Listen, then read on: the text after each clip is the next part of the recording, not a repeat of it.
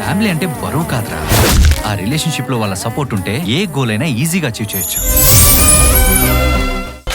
ఆగలేక్యా. మరి తీపెవరు? ఇంకెవరు? ఇంట్లో తెచ్చి పెట్టుకున్నాడు కదా, మాధవే అయ్యుంటాడు.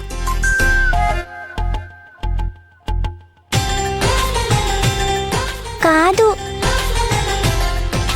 భూమి అమ్మ.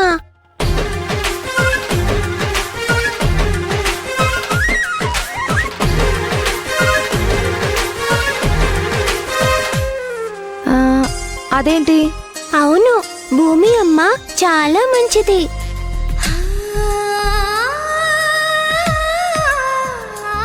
అదేంటి మరి మీ నాన్నని ఏ రుచితో పోల్చలేదు?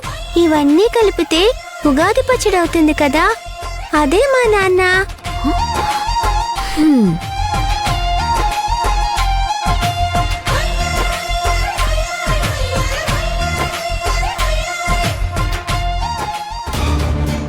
అమ్మో, ఇది మామూలుది కాదు. దేశముద్రు మాటలు నేర్చిన చిలకిది.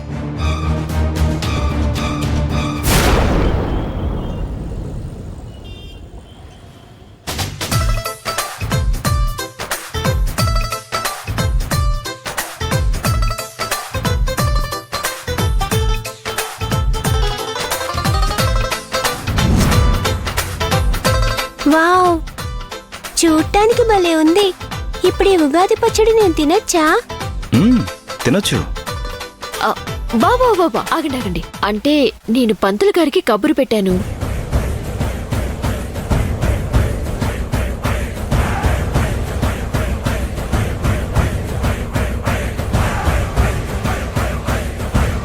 పంతులు గారు ఎందుకమ్మా? అదేంటత్తయ్య అలా అంటారు? ప్రతి సంవత్సరం మీరే పంతులు గారికి కబురు పెట్టి పిలిపించి మన జాతకాలన్నీ చూపిస్తారు కదా.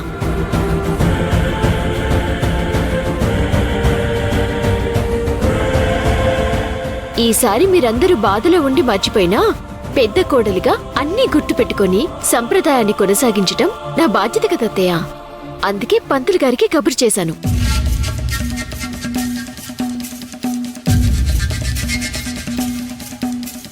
పంతులు గారు రాగానే పంచాంగ శ్రవణం అయిపోయాక మన జాతకాల్ని చూపించుకున్న తర్వాత ఎప్పటిలాగే ఉగాది పచ్చడి తీసుకుందాం. అలాగే. పంతులు గారు ఎక్కడున్నారో కనుక్కోమ్మా. అలాగే మావి గారు.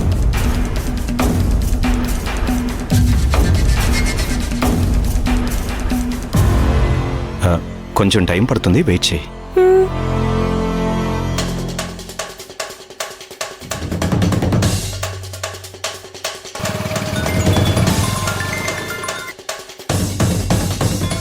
హలో హలో హలో అనటం కాదు పంతులు గారు, ఇంటికి ఎప్పుడు వస్తున్నారో అది చెప్పండి ముందు.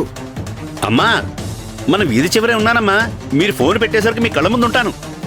త్వరగా రండి, మీకోసం నేను ఎంతగానో ఎదురు చూస్తున్నాను. మీరొస్తే థ్రిల్లింగ్ ఎలిమెంట్ స్టార్ట్ అవుతుంది. వస్తున్నానమ్మా, మీరు ఫోన్ పెట్టేయండి. సరే, తొందరగా రండి.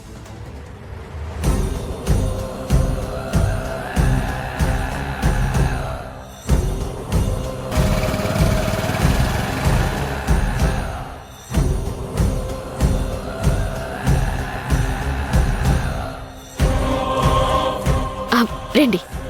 నమస్కారం అమ్మా. నమస్తే నమస్తే. నేను చెప్పిందంతా మీకు గుర్తుంది కదా? అయ్యో, గుర్తుందమ్మా. మీరు సంభావన గుర్తుపెట్టుకోండి చాలు. నేను చూసుకుంటాను. నేను చెప్పింది చెప్పినట్టు చేయండి, సరేనా? అలాగేనమ్మా. పదండి.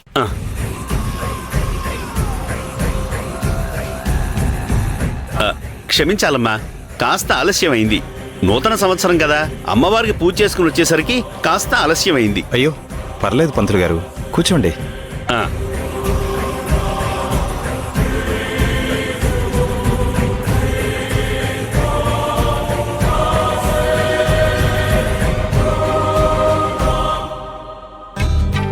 నూతన సంవత్సరమైన మీ ఇద్దరి నుంచి నా కబురు రాలేదని ఆశ్చర్యపడ్డాను. కానీ ఇంతలో మీ పెద్ద కోడలు మీ వారసత్వాన్ని పుణికి పుచ్చుకుని నాకు కబురు పంపడంతో చాలా ఆనందించాను.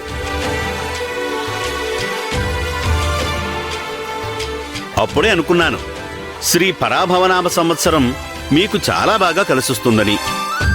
ఆ తదుపరి మీ అందరి జాతకాలు పరిశీలిస్తాను. ఎవరి జాతకం ఎలా ఉందో కాస్త వివరంగా చెప్పండి. అలాగే మా జాతకాల్లో ఏమైనా గ్రహదోషాలు పీడలు ఏమైనా ఉంటే వాటికి పరిహార మార్గాన్ని కూడా మీరే సెలవివ్వండి పంతులు గారు. తప్పకుండా పద్మనాభం గారు.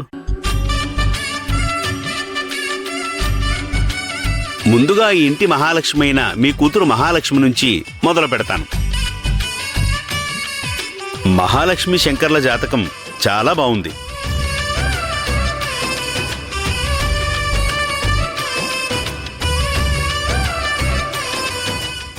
రాఘవ అలేఖ్య గారుల జాతకం చూశాను.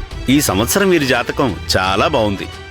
మీ పెద్ద కోడలైన అలేఖ్య వల్ల ఈ కుటుంబానికి చాలా వరకు మంచి పేరుస్తుంది. అలాగే ఇంటికి కలిసొస్తుంది.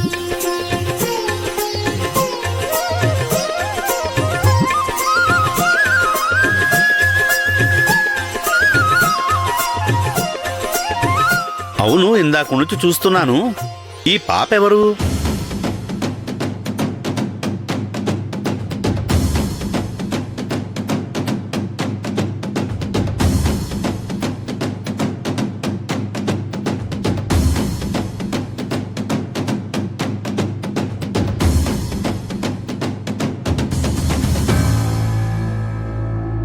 ఈ అమ్మాయిని చూస్తుంటే చిన్నప్పుడు అచ్చం మన మహాలక్ష్మిని చూస్తున్నట్టే ఉంది. లక్షణంగా ఉంది. ఇంతకీ ఈ పాప ఎవరు పాప? మీకు తెలుసున్నవాళ్ళ పాపనా?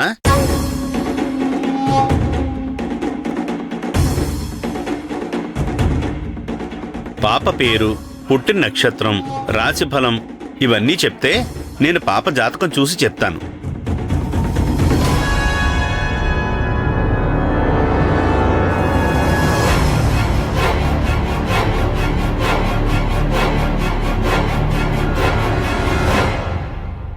ఏంటమ్మా ఎవరు మాట్లాడరు?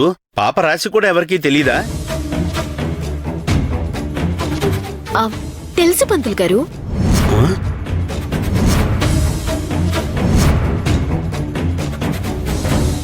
అంటే నాకు కాదు పంతులు గారు, మాధవికి తెలుసుండొచ్చు. ఆ పాప మాధవికి చాలా బాగా కావలసిన అమ్మాయి.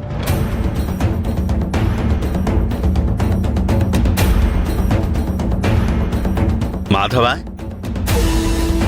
పాప గురించి నీకు తెలుసు కదా? పాపది కర్కాటక రాశి పంతులు గారు.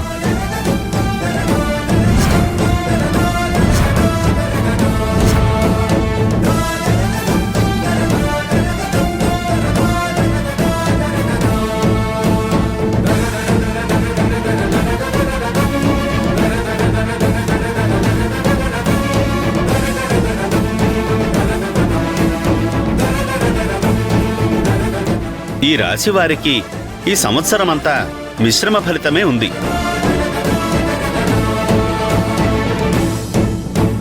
కాబట్టి పాప పుట్టిన తిథి, నక్షత్రం, జాతకం, జన్మస్థలం, తల్లిదండ్రుల పేర్లు చెప్పారనుకో, పాప పూర్తి జాతకం వేసి నేనిప్పుడే చెప్పేస్తాను.